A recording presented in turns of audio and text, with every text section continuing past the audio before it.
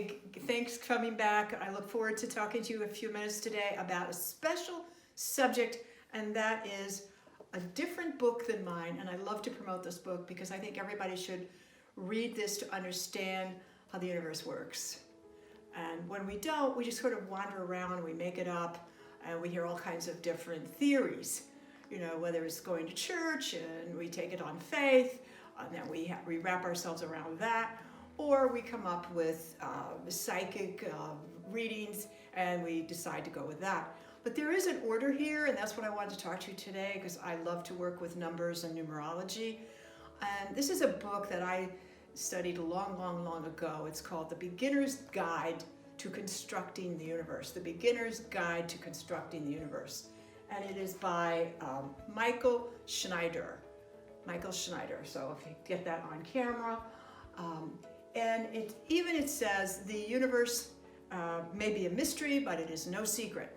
And the ancients knew how it worked. We don't, because we don't remember what happened thousands and thousands of years ago, but they did, and they were operating on the sacred grid of the universe, which means it applies to us down here on Earth. And then, of course, it goes right down to you, where you have your own blueprint, you have your own guidance system, you have a numerical code in your name. Stop looking at just your date of birth. That's the road you're on. And then people will just focus on their date of birth, and they'll talk about their life path. But for heaven's sakes, all your issues are in your name. Everything's in your name, your first registered name, not a nickname, not a married name, but in your first registered birth name. So we like to look at that. And this is a book that's going to help you understand why a pizza, okay, and a man, what do you call those things on the street? They're called manhole covers. Why pizza and manhole covers, what do they have in common with the shapes? All right, so this is will help you understand kind of esoteric things like pizza and manhole covers, and why 1 and 2 were considered numbers by the ancient gods. What was special about number 1, number 2? 1 is a masculine, number 2 is a feminine number. Right now we're going through 1,000 years of the number 2, 2000 to 2999, which is going to bring in the feminine principle. It's already starting, and you're going to see much more of that integrated into the masculine. So the other idea is why squares show up so often in goddess art and board games. Why do we use stars, these 5-pointed stars everywhere? Even in the old Texaco gas station ads years ago, they had this star, the Texaco star. Why do we use stars on our flags? What is it about the star and the shape of stars that you need to know how things work here? You need to know why these shapes are used repetitively through ancient history, through modern day. What is it about the geometric shapes that we don't understand, and what they have to do with us? Because everything here is sacred geometry. Everything is tied to the heavens. So how the human body shares the design of a bean plant and the solar system. What does a bean plant have to do with the solar system? You could take a leaf and through certain type of photography can see the entire universe in a leaf. And so you want to take a look at this in a much more profound manner than we do. Another one, how the 10 fingers hold the secrets of both a lobster and a cathedral. You know, what do they have in common? What is it? How a snowflake is like Stonehenge, and the beehive is like a calendar. How does that work? Okay, and so what property makes the spiral the most widespread shape in nature? You come in, when you reincarnate, you come in and spiral in and spiral out. Look at your drains. Everything spiral, whether it's down the toilet or down the sink. Everything spirals here. Okay, so when things are falling, they are literally spiraling down.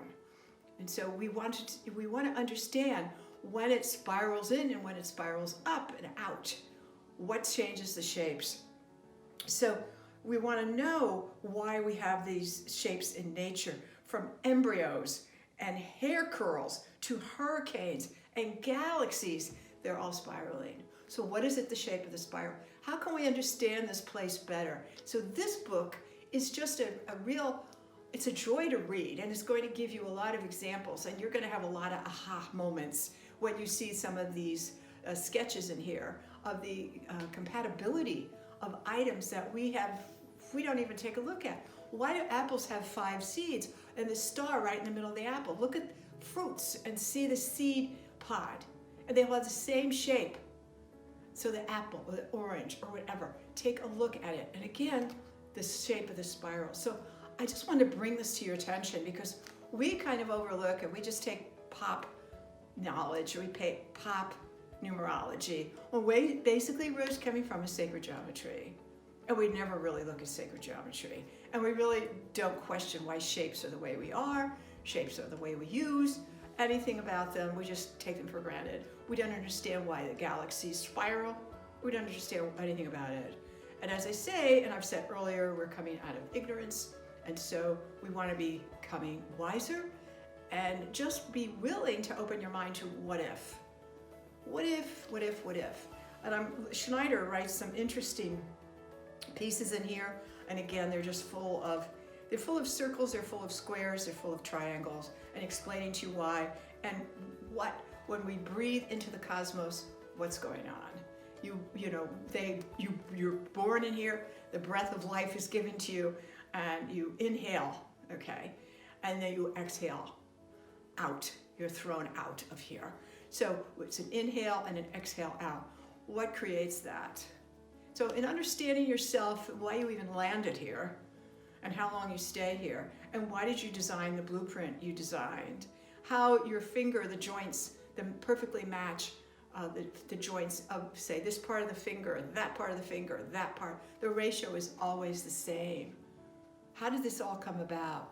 So again, what's the comparison of the lobster in the cathedral? So I just point this out to you because I want you to be curious enough to investigate beyond basic numerology, is what I do, because at first we want to introduce it to you so that you begin to study your own blueprint and pattern instead of relying on somebody else outside of you. Because remember, we're very powerful. We got to recognize that, and we need to listen to ourselves and our true selves versus our right selves. We can be right, but it might not be true. So again, thank you for watching, and I look forward to seeing you again on YouTube.